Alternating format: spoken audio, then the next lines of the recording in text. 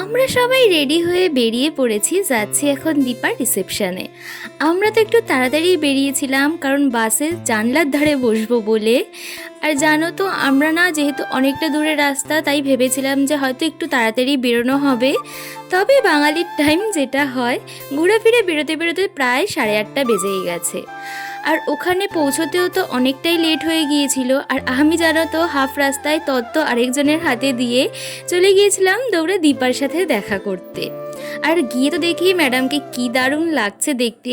ওর তো প্রত্যেকটা লুকই দারুণ ছিল, আলাদা করে কিছু বলার নেই। আর ভীষণ মিষ্টি লাগছিল ওকে সেদিনকেও। তারপরেই চলে গিয়েছিলাম স্টার্টার খেতে, কারণ আমরা তো এমনিতেই অনেক লেট। স্টার্টারের পর মেন কোর্স খেতে খেতে না হলে অনেকটাই লেট হয়ে যাবে। তারপরেই দিকে হচ্ছিল প্রোগ্রাম। আমরা তো ভেবেছিলাম নাচানাচি করব।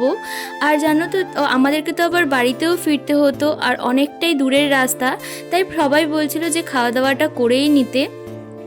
একদিকে এত দারুণ দারুণ খাওয়ার, আর একদিকে এত নাচানাচির মুভমেন্ট, কোনটা ছেড়ে কোনটা করবো ভেবে পাচ্ছিলাম না।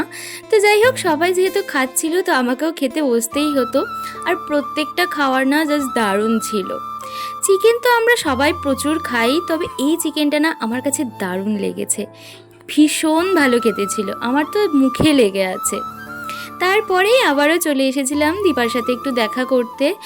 এরপর ওয়েট না করেই আমরা সবাই চলে এসেছিলাম বাসে। আর দেখি দীপা এখানেও চলে এসেছে। আর এখানে তো আমরা বসে বসে খাচ্ছিলাম মশার কামড়, কারণ দুজনের জন্য আমরা ওয়েট করছিলাম। আর তার সাথে পেয়ে গেছিলো আমাদের ঘুম। তো যাই হোক, তারপর সবাই আসার পর তো বাস ছেড়েও দিয়েছে। আর ফেরার পথে না ভীষণ বাজেভাবে আমরা জ্যামে ফেসে গিয়েছিলাম, ভীষণ টায়ার্ড লাগছিল আমাদের। ফিরতে ফিরতে তো প্রায় 2টো বেজেই গিয়েছিল। তো চলো, দীপার বিয়ের ভিডিও তো এখানেই শেষ।